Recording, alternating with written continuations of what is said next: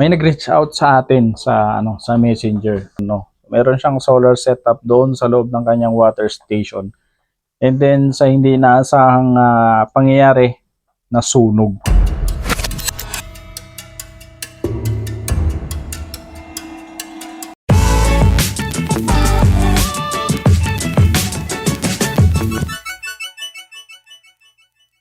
Ay, nako.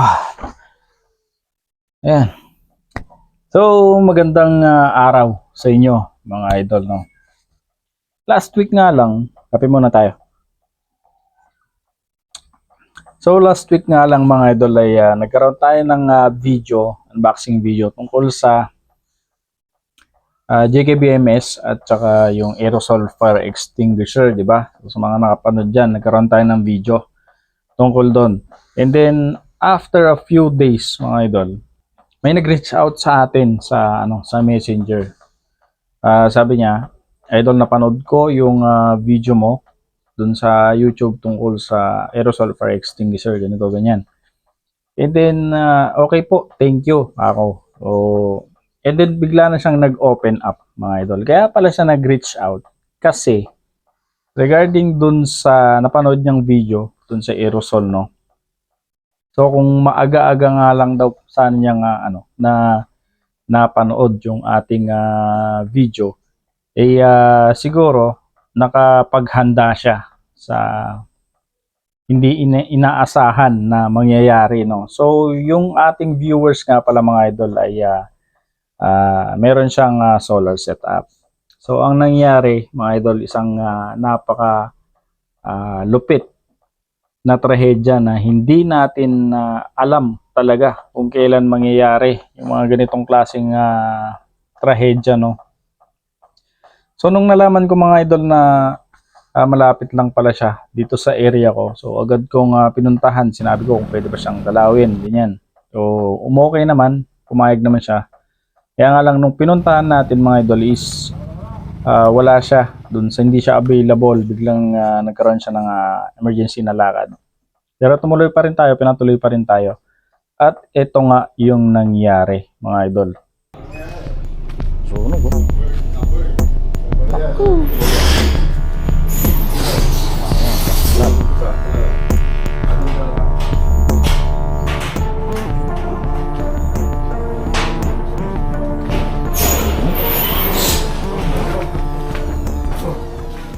So, ang negosyo nga pala ng ating viewer, mga idol, ay isang water refilling station, no. Meron siyang solar setup doon sa loob ng kanyang water station. And then, sa hindi inaasahang pangyayari, nasunog.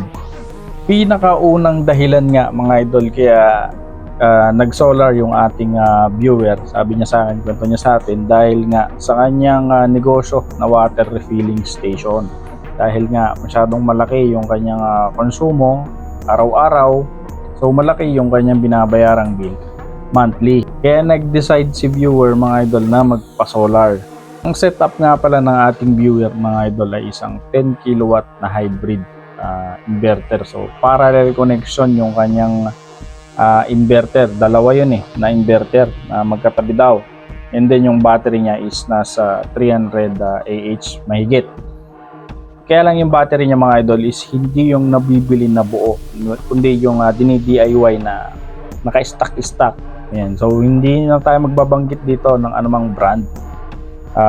Magkikwento lang tayo kung anong nangyari sa kanyang solar setup. At I hope magkaroon kayo magkapulot kayo ng idea dito sa ating video na ito, mga idol, no. So, yung solar setup nga, mga idol, ng ating viewer ay nasa 5 years na daw.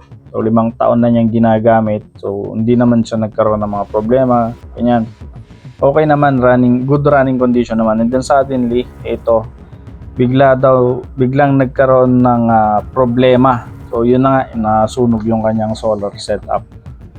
So, nangyari daw, ang sunog sa kanyang solar setup, mga idol, is alas 10 ng gabi. So, pasalamat na lang dahil hindi daw siya natulog doon sa bahay na yun. So, yung pwesto niya kasi, mga idol, is yung water refilling station and then yung kanyang bahay. na-timing naman mga idol na nung nangyari ang sunog is hindi siya natulog doon sa kanyang bahay, kundi doon sa kabila. So alas 10 daw nagsimula yung sunog at nakita na lang mga idol ng mga katabi niyang mga nagbo-border.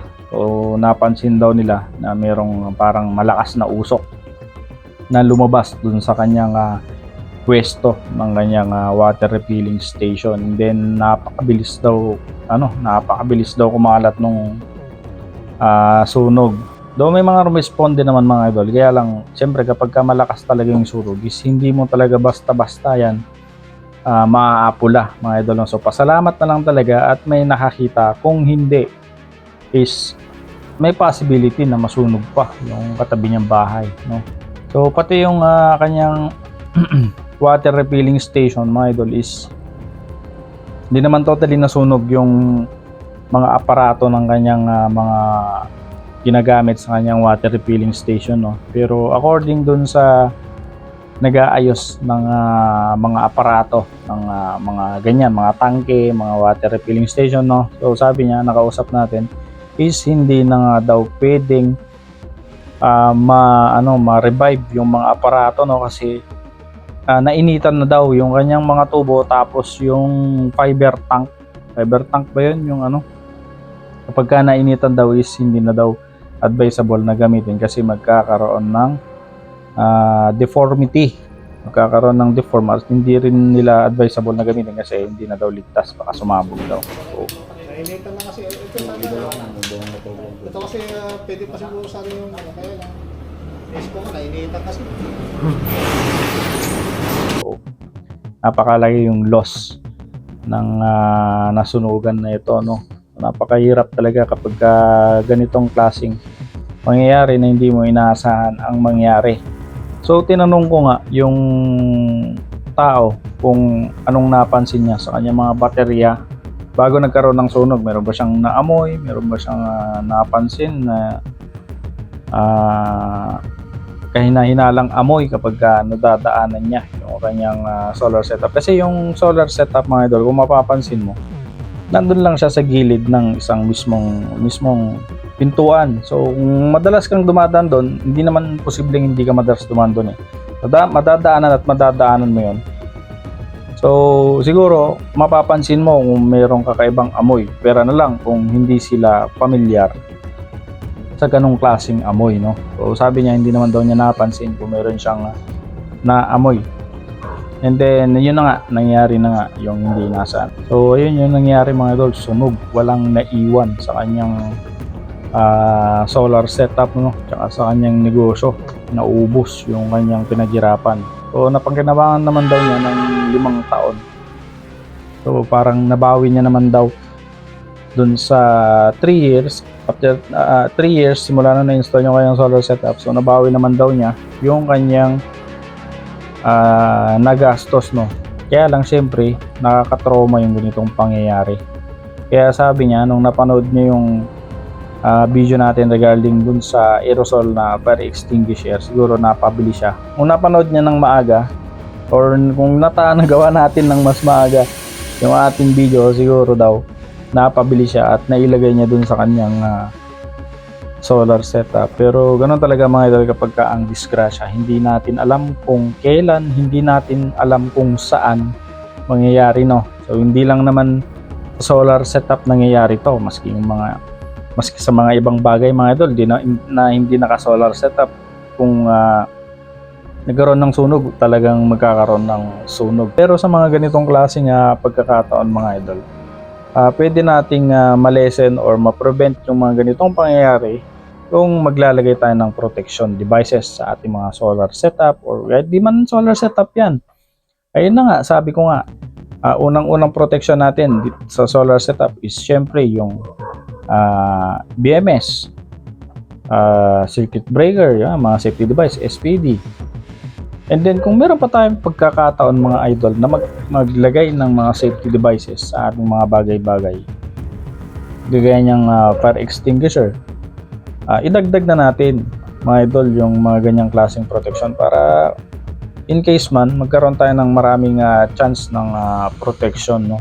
So according dun sa may-ari, nitong solar setup, tinanong ko rin kung nakausap niya ba yung BFP, kung dun sa kanilang initial na investigation kung saan nagsimula yung sunog, kung solar ba or merong faulty na wirings na pinanggalingan ng sunog. So sabi daw ng mga BFP is nanggaling daw mga idol yung sunog dun sa baterya. So yung baterya sa baba ng lapag, and then yung solar setup na naka wall mount. So doon daw nanggaling, doon daw yung pinanggalingan nung sunog, and then ayun na, kumalat ng so napakalakas nung sunog. Kung makikita nyo yung kanyang kisame sa taas, so talagang natupok, no, and then talagang kumalat yung apoy.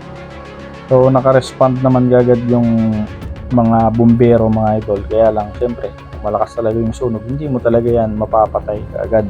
Tinanong din natin kung maayos ba yung mga wirings na sa tingin niya. Okay naman daw yung kanyang mga wirings, makakapal naman daw, kaya lang hindi kasi natin nakita na actual na nakita yung kanyang mga wires. Pero yun na nga, yung sabi sa initial na investigation mga idol is yung sunog is nanggaling nga dun sa baterya. So ayun na nga mga idol, no, kaya tayo nandito, hindi lang ako, may mga ibang vlogger din mga idol na nagbibigay ng tips, safety advice para sa inyo na mga gustong mag DIY. Kung hindi nyo man gustong mag DIY mga idol, at least kung magpapakabit kayo o magpapa-install kayo ng isang solar setup sa inyong negosyo or bahay, ang mga video natin is nakakatulong mga idol para magkaroon kayo ng idea sa inyong mga gagawin or sa inyong mga ipapagawa, para hindi kayo or para maiwasan nyo mga idol yung tinatawag na budol, no. Hindi ko kasi nilalahat, pero para maiwasan nyo mga idol yung mabudol kayo ng mga installer na install by night, fly by night. Ibig sabihin, install ngayong araw, kinabukasan hindi nyo na mahagilap, wala na, bahala na kayo sa inyong solar setup.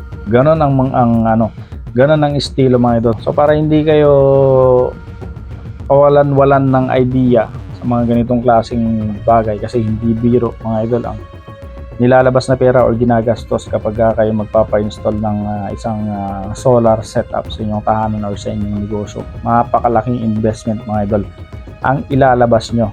So dapat pag-isipan nyo mabuti, hanggat maaari manood kayo ng manood or magbasa kayo ng magbasa ng mga tungkol dyan sa pinapagawa nyo. So para magkaroon kayo ng idea sa inyong gagawin or sa inyong ipapagawa. At least kung tinitignan nyo, napanood ko niya parang mali yung ginagawa nito. So alam nyo mga idol, meron kayong idea, hindi yung in-explain lang sa inyo. So dahil wala kayong alam, okay na lang kayo ng okay kung safe ba yung nilalagay or standard ba yung nilalagay or undersize or meron kayong idea mga idol. Kaya itong mga nilalabas nating mga videos or tips sa ating YouTube, sa ating pagbablog is malaking bagay sa inyo mga idol. Kaya hinihiling ko, kapag napanood nyo man ang isa sa aking mga video, is huwag nyo kalilimutang i-like or mag-comment lang sa baba kung anong gusto nyo sabihin, o mag-thank you man lang or bahala na kayo, para lang tumaas yung ating video mga idol. Kahit walang ganong nanonood, okay lang naman sa akin, kasi pang pastime lang naman ito. Kung manood or wala, di thank you. Kung wala, okay lang din, kasi meron din tayong trabaho na ginagampanan araw-araw. So itong pagbibideo ko is parang ko na lang din, parang pastime na lang din, para siyempre sa inyo rin mga idol na makatulong dito sa larangan ng industriya ng solar, kasi hindi biro mga idol. So nakita nyo naman yung nangyari. So, napakalaki ng naging problema niya. And then syempre nung nakita ko na nga yung nangyari sa kanyang solar setup, so, nag-usap ulit kami sa sa Messenger. So plano ulit ni Kasolar na magpa-install ng isang solar setup ulit, no? Kasi syempre, alam niya yung kapasidad ng isang solar, ang isang may solar setup, alam niya yung kapasidad, alam niya kung magkano nga naman talaga yung kanyang natipid or naitulong ng isang solar setup. Nagkataon lang nga talaga mga idol na yung installer niya is hindi siya binalikan at hindi siya nagkaroon ng maintenance siguro, nagkulang ng maintenance yung kanyang solar setup at hindi na check from time to time, no. So ngayon nung nag-usap kami is plano niya magpa-install mga idol ng isang grid tie, which is advisable talaga para sa mga water refilling station. Grid tie talaga mga idol ang ina-advise namin kasi unang-una kapag mga ganitong bagay na water refilling station, alam namin mga idol na masyadong malaki yung kanyang consumption, no? Kasi maraming motorized yan na umaandar. So kaya grid tie mga idol kasi ang water refilling station ng idol natin is daytime lang naman. And then chinek rin namin kung okay naman yung tawag dito. Chinek rin namin kung okay naman yung 220 sa kanilang area. So okay naman, hindi naman masyadong mababa during daytime, hindi rin naman mababa at mataas ng gabi. Kaya naman chinecheck mga idol yung 220 para makita namin kung capable ba ang isang grid tie sa kanya. Kasi may mga ibang area na gustong magpa-grid tie or in-advise namin mag-grid tie. Kaya lang kapag upon anong tawag dito, upon checking na is kasi dalawang beses kami mag-check. Isa sa umaga, isa sa gabi. Kapag nag-check kami ng umaga is okay naman, hindi nagpla-fluctuate, good siya. Ngayon, check namin ng gabi ulit. Kung hindi na naman nagpla-fluctuate is goods. Kasi karamihan ng na-encounter namin mga idol is nagpla-fluctuate siya sa gabi. O bumabagsak yung voltahe kasi marami ng mga bahay ang nakabukas ang kanilang mga appliances. So parang nagkakaroon ng voltage drop sa area. So dito sa area ni idol natin is okay naman sa umaga at saka gabi. So pasok siya sa recommendation namin na mag-grid tie siya kasi daytime lang naman yung kanyang operation time. Mas mura yung kanyang magagastos. And then, siyempre, walang gaanong maintenance dahil walang baterya. Ang magagamit niya lang is yung inverter at saka panel. So, mas malaki yung kanyang magiging matitipid sa kanyang planong solar. So, ayun lang mga idol yung advice ko sa inyo sa mga gustong magpa-install or mag-DIY. Pag-aralan yung mabuti yung inyong ginagawa at mag-search kayo mga idol para hindi kayo mapahamak. So, itong channel natin is nandito lang naman. Basta nandiyan kayo na nanonood, is patuloy pa rin tayo mga idol na gumawa ng videos tungkol sa solar or sa mga ibang bagay. So, maraming salamat sa inyong suporta. See you on our next video mga idol.